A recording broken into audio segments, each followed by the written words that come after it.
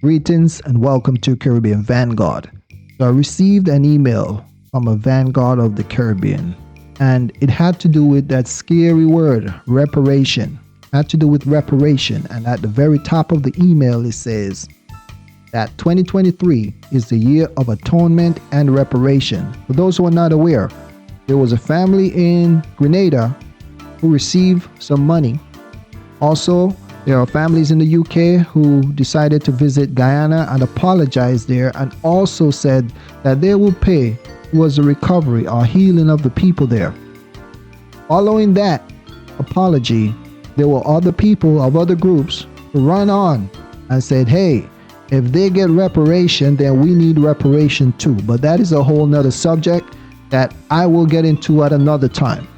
In 2022, the former Prime Minister of the Netherlands, Mark Rutte, made a public apology, and following his apology a few months after, the King of the Netherlands also apologized. So for this video though, I want to focus or lock in a bit on Mark Rutte's apology. Now, there's an acronym that came to mind after reading this article or while reading this article, and that acronym is CLAMP. C-L-A-M-P. CLAMP. CLAMP means tight grip. Having a tight grip. During the time of slavery, that was a thing that they needed. That was a thing that they attained. They got a tight grip over the people, over the resources, over their slaves. They had a tight grip. They had control, they had the land, they had access, they had money, wealth, or minerals, and they had power over the people. Power to make things happen, and control is how you make it happen. That is what they had. Now, this is how I look at this. We have to fast forward to the present time. Do they still have these things that they had during slavery? Control, the land, access, money, the power. They do.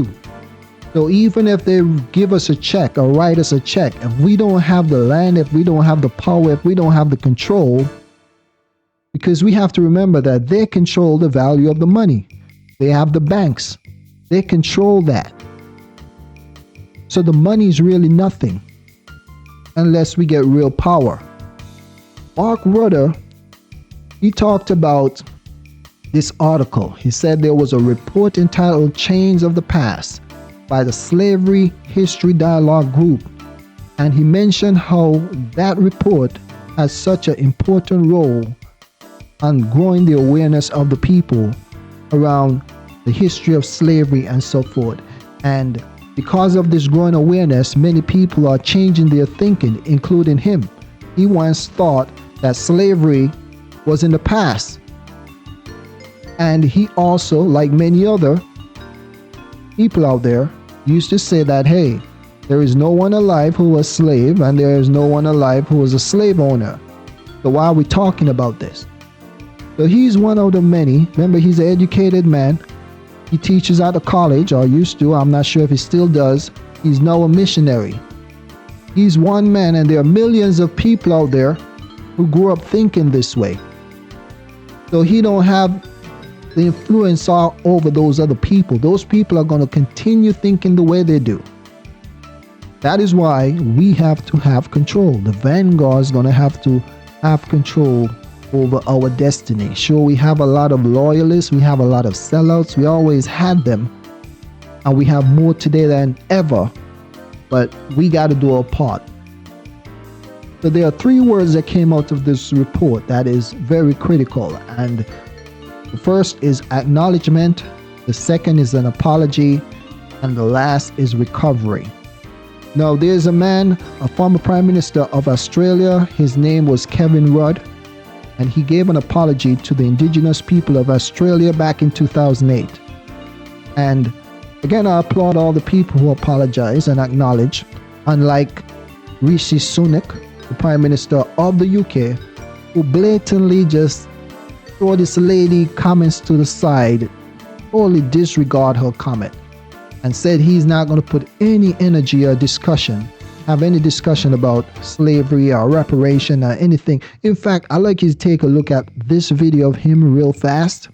the sister asked him a question, and look at his attitude, how rude he is and dismissive he is. And in addition to that, pay attention to the people standing behind him. There's a sister there as well, shaking her head north and south in agreement with him. And these are the same type of spirits of people that look like us. Those are the most dangerous ones, the ones who look like us, who's out there representing us, but they don't have any good intention for us. Right, so take a look at this and then we'll get back. This month marks 23 years since the passing of the late great Bernie Grant, a former member of this House and the founder of the UK reparations movement in the UK. In his last Prime Minister's questions before his death, he asked for an apology to the people of African descent, living and dead, for our country's role in slavery and colonialism. But since then, Prime Ministers and heads of state have only ever expressed sorrow or deep regret. These are not sentiments that are befitting one of the greatest atrocities in human history. And there's been no acknowledgement of the wealth that has been amassed or the fact that our country took out the largest loan it ever has to pay off the slave owners and not the enslaved. So I want to ask the Prime Minister today if he will do what Bernie Grant asked all those years ago, what I have asked and what countless others have asked since, and offer a full and meaningful apology for our country's role in slavery and colonialism and commit to reparatory justice. No, Mr. Speaker. What I think our focus should now be on doing is, of course, understanding our history in all its parts, not running away from it, but right now making sure that we have a society which is inclusive and tolerant of people from all backgrounds. That's something that we on this House, our side of the House, are committed to doing and will continue to deliver. But trying to unpick our history is not the right way forward, and it's not something that we will focus our energies on. Yes, so that is Rishi Sunak, right? So unlike him, who basically dismissed the entire conversation, Mark Rutte and Kevin Rudd, they apologized, and some of the families, and I applaud them for doing that. What they did, Mark Rutte and Kevin Rudd, they acknowledged, they apologized, but here's where the problem comes in, the gray area, the recovery part of it. Mr. Rutte, he went on, he talked about in his acknowledgement, part of his speech, and the speech will be in the description box below, the entire speech. He went into the history of slavery. He really went into it. He said it was a crime against humanity. He said all the right words. He talked about how slavery was very systematic.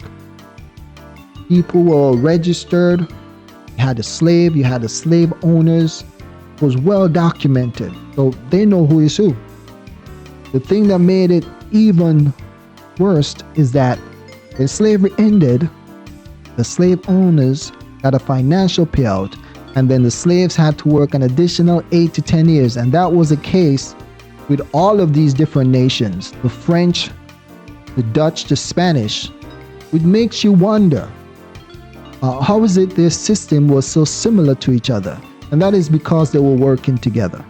Sure, they had disagreements, they had their little beefs, their little back and forth, but there were also rumors of war. So that is why their slavery ended close to around the same time, and their slave owners got paid out, and the slaves had to continue working while being supervised by the state. Very similar. So back then, they had the tight grip, and today they all still have the tight grip. And when they apologize, their apology sounds the same as well. None of them want to talk about giving up the stuff that was taken. Think about it. It's like someone taking your house and passing it on to their children. And the children is saying, hey, what happened in the past was very bad. And we want to make sure that justice is served, and we want to heal the present. But they don't want to give up the land that was stolen. Even though they still have their land, they still have acres upon acres of land. You just have some tiny countries. They still want to control everything and probably give you access to certain things and have onesies and twosies work in higher places, but they still control the entire system. And that is why I say the recovery part of it is very tricky. And They meant for it to be that way.